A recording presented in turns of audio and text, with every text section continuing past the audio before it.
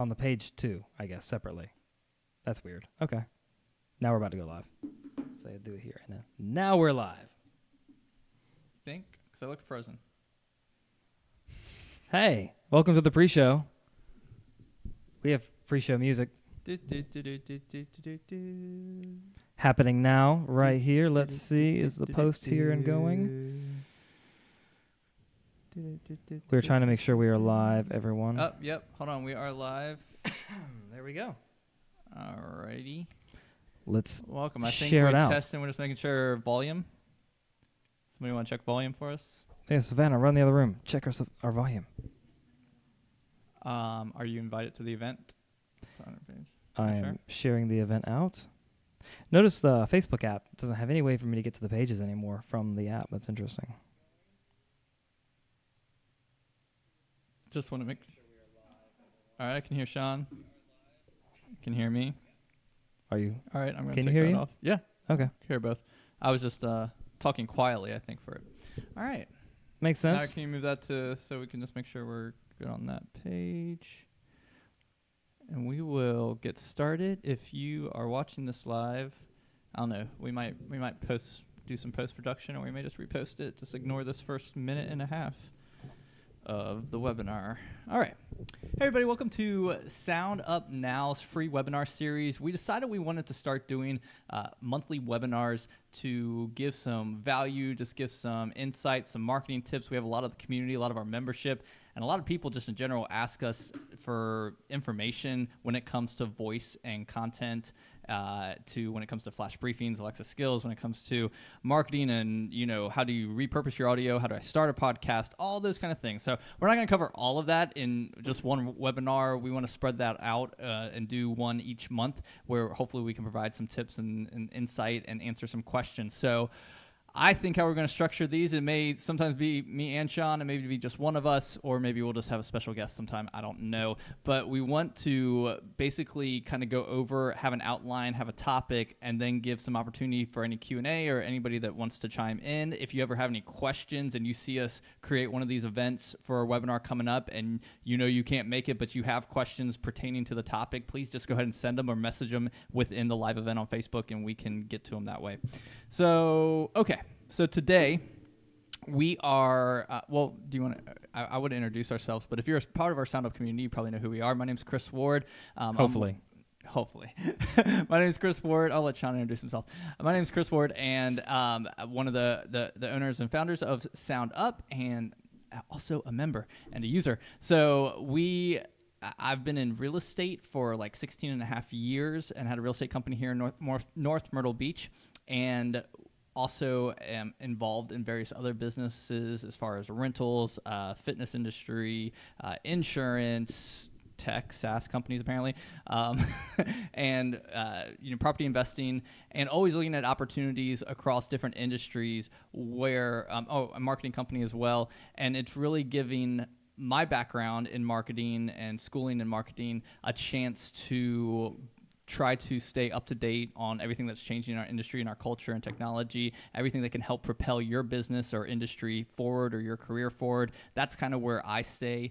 That's my realm I like to play in. So, these webinars actually fit right into the wheelhouse of what we're trying to do, is help you grow your business or industry, no matter what kind of job you are, no matter what kind of industry you are, no matter what career you're in, or business you're in. We want to help you achieve success, and that's one of the main reasons why we started SoundUp, is to help you get audio and voice content out there to further whatever you're doing, whatever career or business that you're in.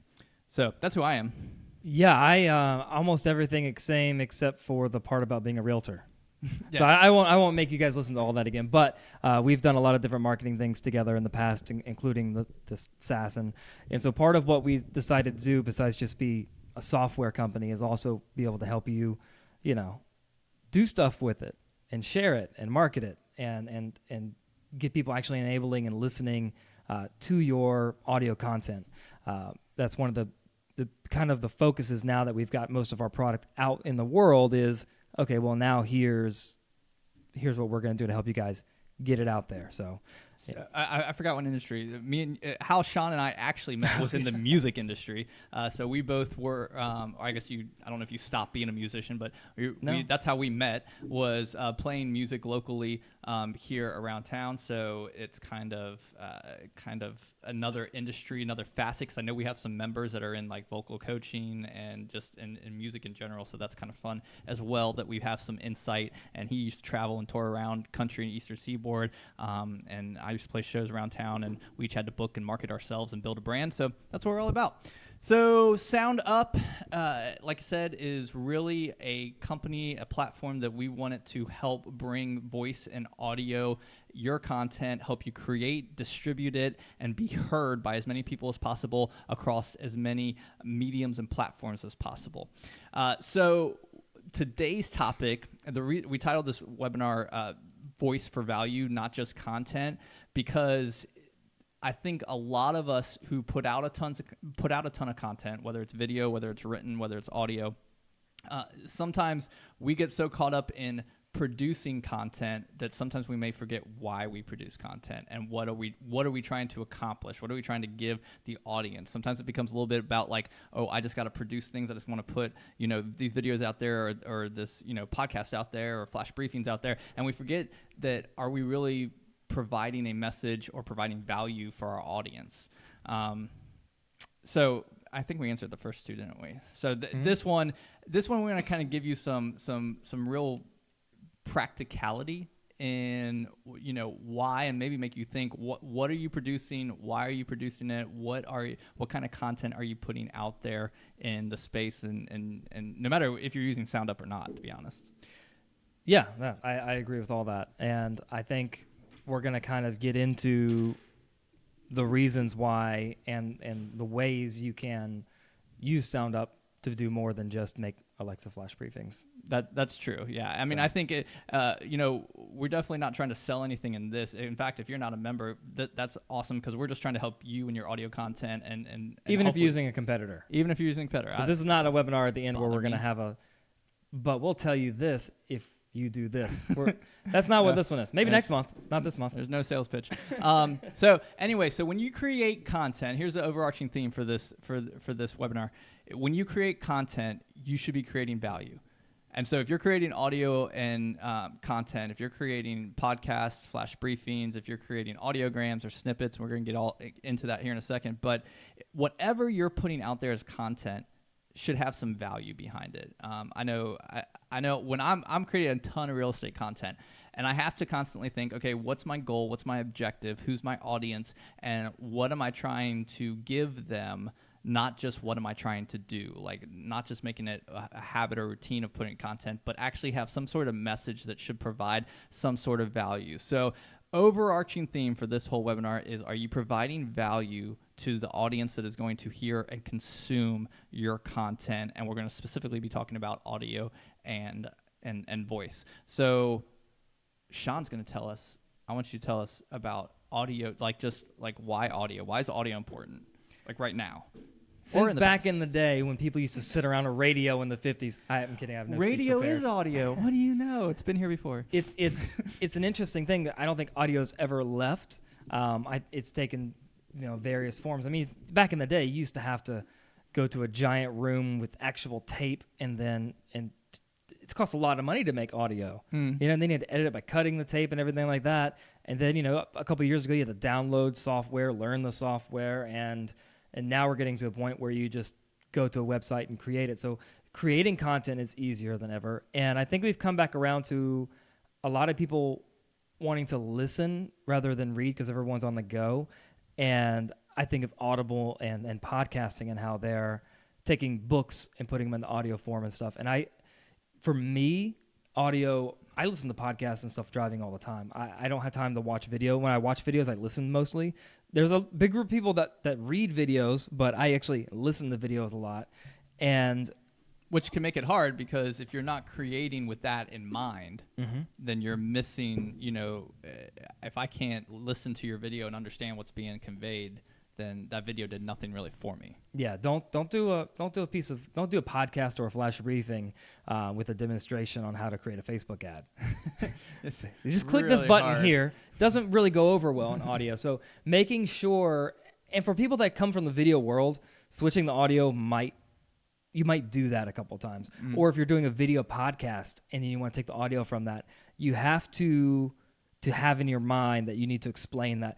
Joe Rogan's one I mention a lot, but he always says for the audience at home, we're looking at such and such, because you sort of need to do that.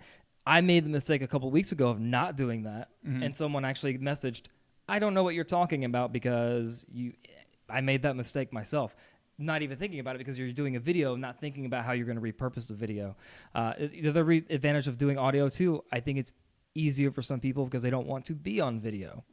So you have that. It's quicker to upload, easier to download, takes less data, so more people are listening to it. I would say there's way more devices to listen to audio than watch video.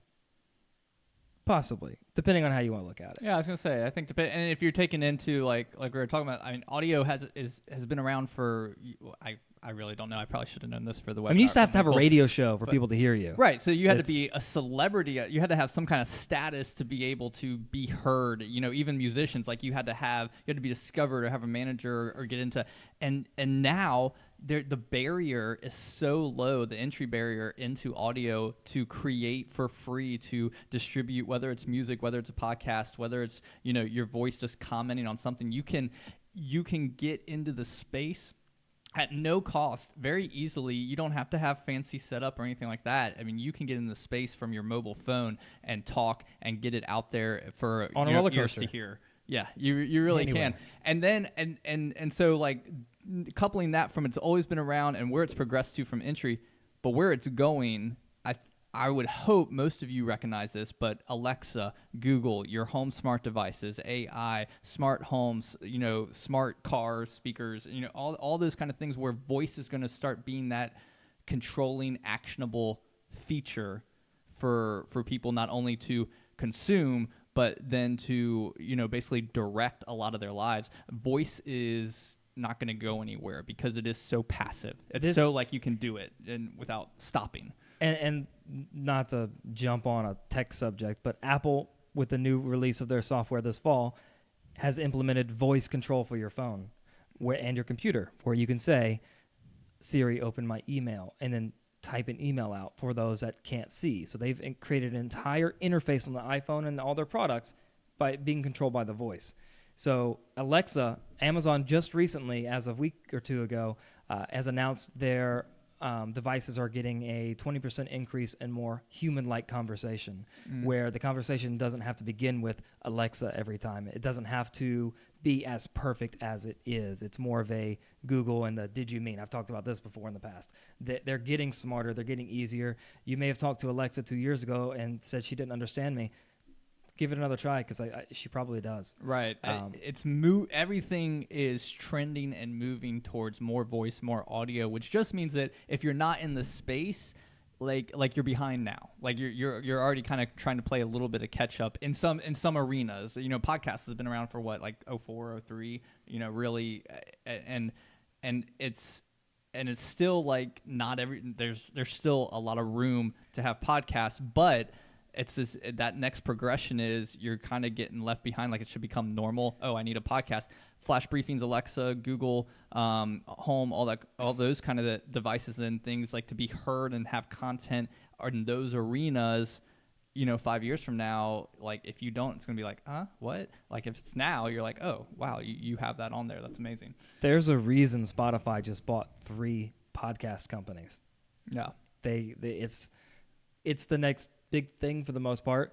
People are learning with YouTube how bad video stuff can be. Audio can be just as bad, but I as backwards as it seems, I think video is at least in the near future and a lot of the present. I in the past month have listened to more audio than I have watched video. Yeah, I think there's less.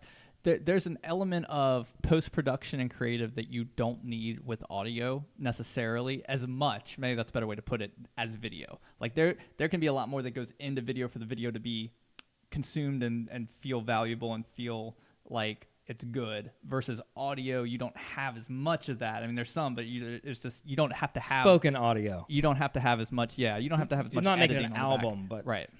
Yeah, musicianship's a little bit different, but yeah, with audio, even that, we wish we would have had an iPad. We would have tons of live recordings. But the audio, I don't say audio quality doesn't matter. You don't want to have annoying pops and loud sounds, and when people are listening, it blows their eardrums out. So you have to be aware of that. But it's much easier to do the audio than it is video, and I think is the entry point's a lot. Yeah, there's a reason I have a person do my vlogs versus doing my own podcast. Like there's a barrier that is lower when it comes to audio. But yes, you still want to make it focus. So speaking of audio, let's segue here. What are kind of the realms of audio content that we think you should be making sure that is part of your content strategy, or at least to start out with in the audio space? So as you've heard us mention podcasts. So how would you define? We might define podcasts a little bit differently, but how would you define a podcast in today's world? I think it depends on the topic. There are podcasts that are just conversations. There are interviews, like always. There are news shows. There are stories like Serial, who had these stories that came out. There's podcasts that are short and quick and to a point, kind of like snack size podcasts and stuff. I do a snack size podcast. Yeah. I listen to some podcasts that are 3 to 5 minutes long. I listen to some that are 10 minutes, some that are 20. I listen to the parts of ones that are 3 hours. Sorry, Joe Rogan. I can't sit there for 3 hours. But it is, with podcasting, you really can do whatever you want to do. You can even do, there's a podcast I'm listening to recently called Switched on Pop, where it's these two songwriters from Los Angeles breaking down pop songs and going through what makes it a hit. That's a cool, and they have music clips playing and stuff. It's a cool little show I like listening to. Right. So I think it's sort of endless what you can do. And then you can take your full-size podcast and then micro that down into other forms, which Alexa flash briefings, or even using audiograms and taking the audio sample and sharing it as a video to social media using. All right. Well, let's before we get into how so podcasts usually a little bit more longer form. Like I said, usually 3 to 5 is probably pretty short. 5 to 10 is probably like the shortest podcast personally that I've hear. Most typically, especially if you have a guest on there, 30 minutes, some hours, if it's more of a show style with multiple people or multiple hosts interviewing people. But I think most single person podcasts I've heard are somewhere in that 15 to 20 minute range, or 10 to 20 minute range as well. So more of a long form audio. Now we have flash briefings, which in the Alexa space, something that we also specialize with on our platform, which are even more micro bytes of audio, or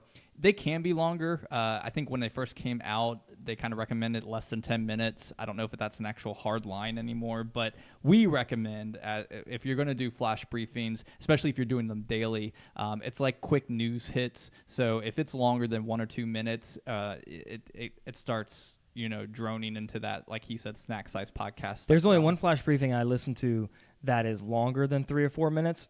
But the reason I'm interested in it is because she jumps from topic to topic.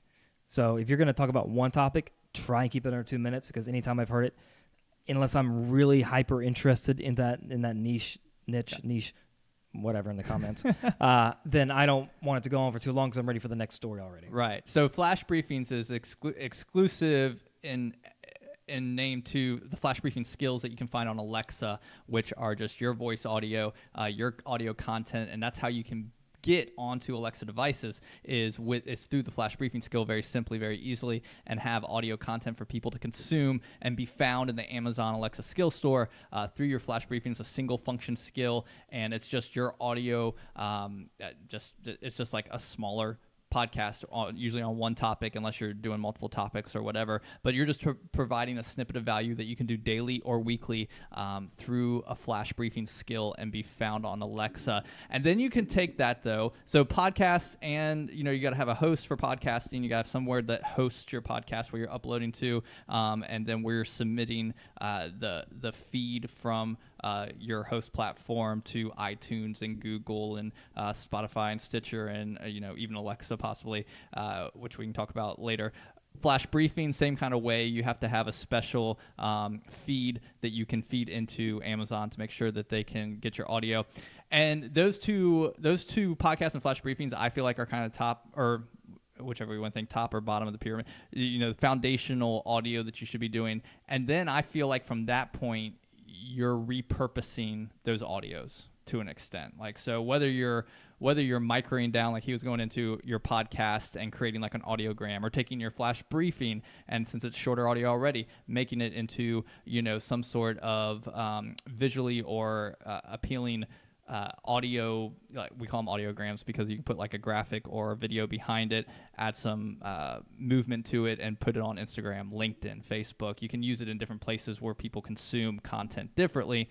And we also, like if you use a widget, a lot of sites or platforms will give you a way to take your audio and embed it onto your own website or into your own places, or share it onto your own social media accounts for people to consume, listen, or find you. Am I missing anything on the what? Those are pretty much the audio realm right there. If you have another audio realm, you need to tell us. Record players, I don't know. Record players, if you're making, we don't know how to do that. 8-tracks. So basically being able to your audio be found and across all platforms, but you're starting with either more of a longer form audio like a podcast, or audio from like I know we see a lot of people that do like keynote speeches. If you do a speech or you do a sermon, if you're in a church or something like that, you can take that as kind of a podcast, longer episode. Flash Briefings more daily or weekly, and then you take those two bits of audio and redistribute them across different platforms. So the next part we kind of want to answer is what are some of those platforms, and what does audio look like on different platforms? So depending on where would you consume podcasts, Flash Briefings, audiograms, where do you think those work the best? Well, Flash Briefings, obviously on Alexa devices. That's an easy one. Yeah. Otherwise, I don't personally use iTunes podcast player, but that's really, I think, the most popular one next to Spotify. I use iTunes. Yeah, where I find or search podcasts, mine would be iTunes. Would be my number one go-to. What's yours? Podcasts were around a long time before they ever came out with an app. So I actually paid for one called Pocket Casts, which is way better. It was like $3 back in the day, but let me tell you. But did you know podcast? The word originates from iPod and broadcast. What? I just found that on the podcast. Yeah, podcast. I'm saying it originates from iPod, from Apple. Apple. Podcasts have been around because of Apple, but Apple was late to the game actually making a dedicated podcast, which is funny. Dedicated app. You can find it like in the iTunes store where you buy music. Yeah. Sorry. Their app. So I used to have an app called Pocket Cast because no one 10 years ago had a player except for these guys. Right. And a couple. Overcast was another one.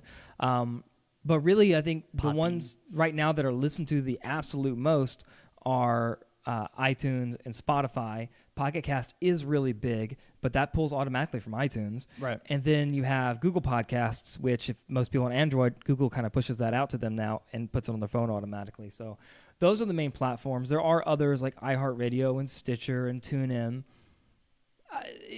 You might think of Stitcher, for example, and say, no one really is on Stitcher. But a lot of cars between 2013 and 2015 had Stitcher built in. Mm-hmm. So there's a lot of people that actually downloaded Stitcher, more than you might think, and that's the reason. Going forward, maybe not as much, but in that area, Stitcher was very, very popular. iHeartRadio, I don't have their app. Yeah. But I can't speak for the majority. They're popular. But yeah, I was going to say some of the smart devices, some of these platforms are integrating or like he said, kind of cross-sharing a little bit. And sometimes I've talked to people and I'm like, hey, have you heard that podcast? Yeah. What do you listen to it on? I don't know. They don't pay attention to like the platform that they're listening to. Well, they just know that's where they listen to their podcasts. If you submit your podcast to Google Podcasts, it's on the Google Home devices anyway. You don't need a specialized, unlike Alexa, you don't need a specialized skill enabled, they're called actions on Google. You don't need a specific skill action for Google to have your podcast on there as long as it's submitted to Google Podcasts. There's a convenience of Google, the way that Google works different than Alexa, where everything is search related. So you have the different mediums. The Google Home is maybe, I'd say, 3/8 of the market as the last study I saw. So it's an important place to be. Apple one day might do something with Siri, but for the most part, I think that those are the places to go. I don't necessarily go to Instagram or Facebook to watch long-form video and listen to audio. No, That's a good place. That's a good place for flash briefings, I think, for short things. I was gonna say we'll move on to that. YouTube's about the only other place maybe I'd watch a podcast, like if I'm doing a film podcast. Like and apparently, I didn't know you had to have the premium, and I do. But when you have the premium YouTube, you can actually close the phone or minimize it, and it continues to play. Can you play it? I thought that was built in all the time. It used to be, and they took it away, I guess, because I use Google Play Music, for example. So, which is another way that on Android you can listen, but not on iPhone. So there's there's so many different ways at this point. So. Yeah, I mean, I think with the those podcast platforms that we talked a little bit about, flash briefings. I think the next like platform areas that you need to realize is all the platforms, all the social platforms, everywhere else you're putting content.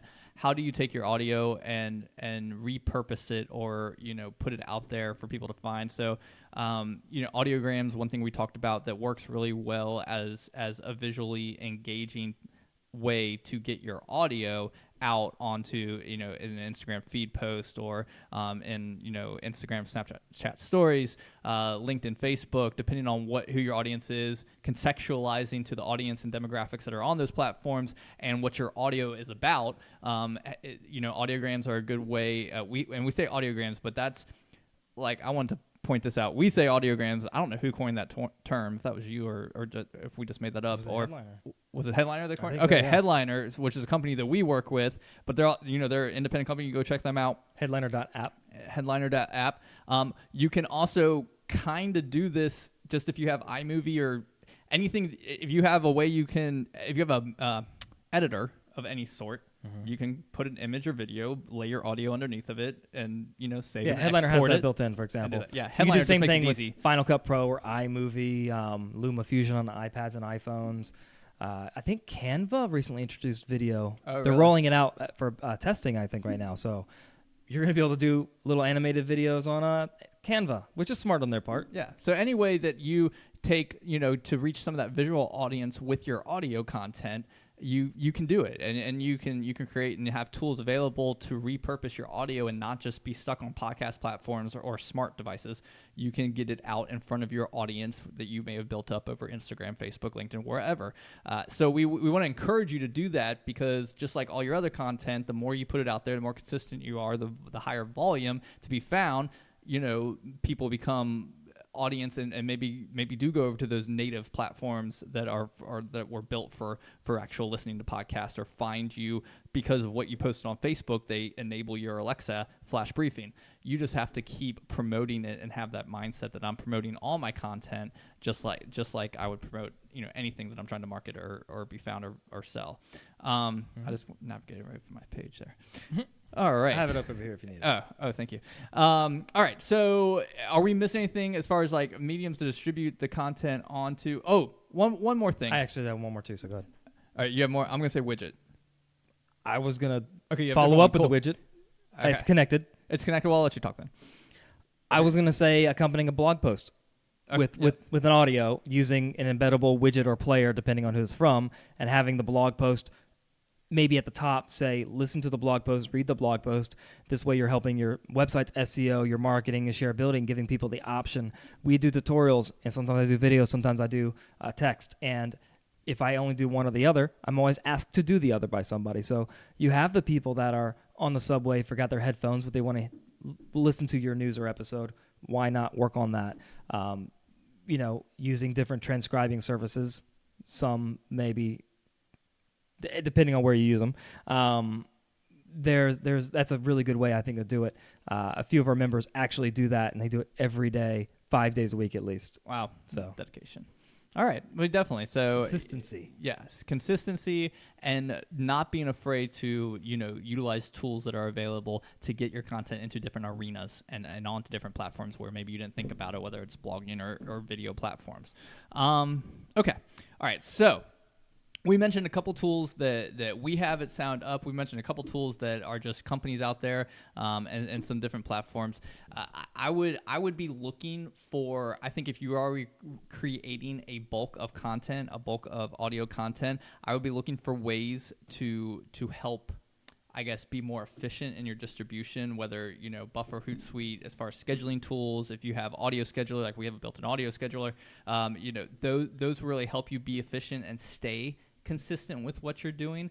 Mobile recording, I think, is really big. I go back to probably more than Sean even, and because of a lot of his experience and our experience in the video world and that editing world and making that polished product. I do agree that the more polished you get, the better you're just going to come across. Your content's value is going to be perceived better because of higher quality. But with audio, more than video and editing techniques, I think you have an opportunity to have a lower barrier of entry using like mobile recording and less expensive mics, USB. I have a USB mic that, what was that, $40 or something that goes straight on my computer. Yeah, at least learn how to do it. Tip for the day.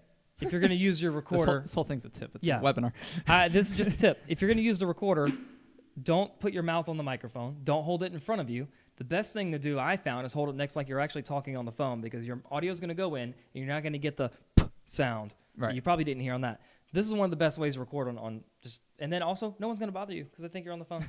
So. They won't interrupt your recording. Yes, but I did test that. I tested with a lavalier mic recently. I was in Disney World, and I literally, on different rides, did this in different places. And I found that the iPhone with the built-in voice memo app from Apple, holding it like this, not a microphone, not the one on the Android, that worked the best, hands down. Okay. So. Yeah.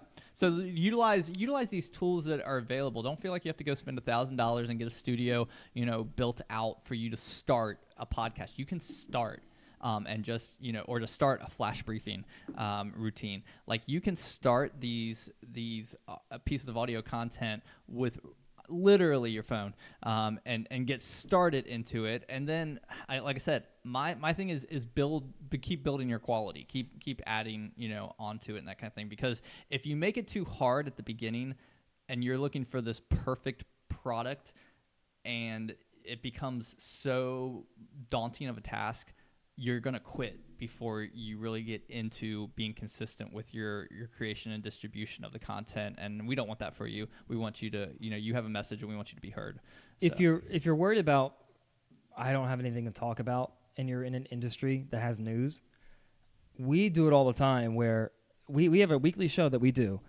We don't make the news up. We find it from places, and all we say is, look what I found on Engadget.com, and then I talk about the article. You don't have to actually create all the content sometimes. If you just want to start, read other people's news, give them credit, of course, like we do, and then talk about it, discuss it, even as with yourself, give your opinion on it, and then you have content. Yep.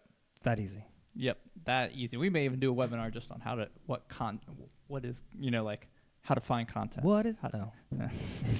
Okay, but again, the content that you're making, overarching theme. Are you providing value? Are you answering something? Is it something that the audience that you are trying to reach? Remember, you got to define your audience. The audience you're trying to reach, was it something they would find valuable, or is it something you just find valuable? And that may be the same a lot of times, but if you actually have a specific brand you're trying to build, or an industry that you work within that you're trying to gain recognition or advance a career in, if you're trying to connect with clients or customers in some sort of manner, depending on what business you're in, remember, providing them value versus just you creating content for the sake of creating content. You will always win over the long term, just providing value, providing thoughtfulness in the rate. So like, if to his example, if you are in, the fitness industry, but you have a show about selling houses, like, that's probably not correlated very well. If you're going to be providing valuable content and you want to speak on articles that were written in, health journals, or the latest diet schemes, or the latest workout routines, and you are putting opinion into that, that's probably going to provide a lot more value to your audience than something unrelated to what you're trying to achieve and build brand and build your business in. All right, finally, lastly here, so if there is any, I don't know, this would be the hardest part, just to see if there's any Q&A. I don't think we did this through a event post. We're doing this through event because honestly, we researched webinar softwares and the cost, and we realized a lot of it we can just do right here on Facebook in a private event and then repurpose it. Mm-hmm. So here we are. Makes sense. See, look at that. It doesn't always cost a lot. We almost bought some software that had a place for people to wait, or Yeah. yeah, I mean, but that's a skill set that we have is we're good at troubleshooting. We're trying to find inexpensive solutions and share them with you. Look, So here's the thing. Here's something that I perceive too. This is kind of goes back to a lot of different things. If you see something and you think it's really expensive, or it's $100, and you're like, I could figure that out, but it's going to take you a month to figure it out, maybe the $100 is worth it. But if you know you have it and you don't need it, then there's no reason to purchase it.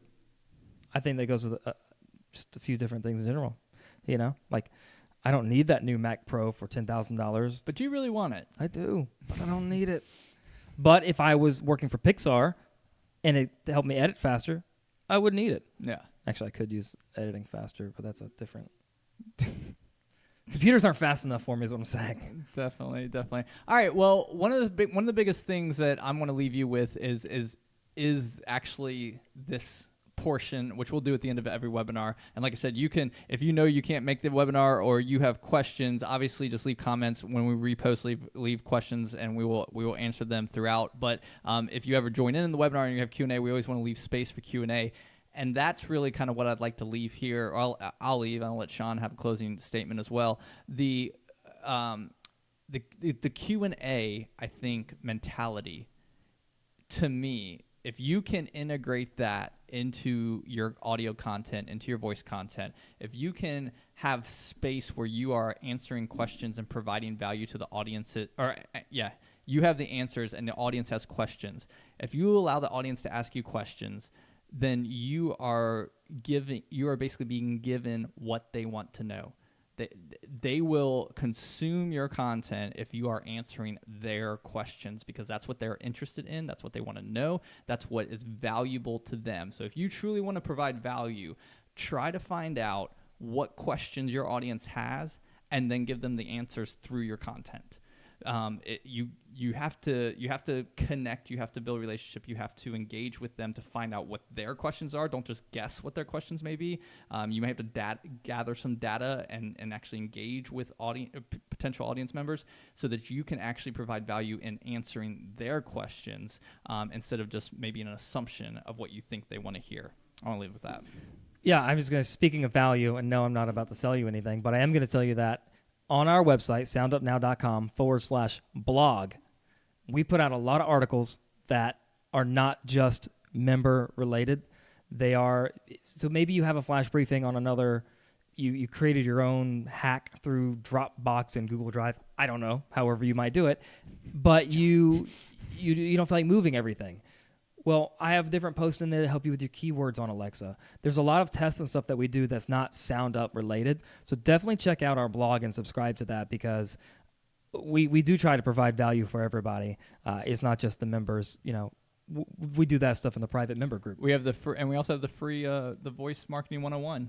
So we free flash briefing tip of the I think it goes out every 2 weeks, every other week or something like that. Yep. I think we don't spam you every day like some emails, because we get annoyed by it. So we're like, I got to send another email today. Yeah. As I'm deleting 3 from one.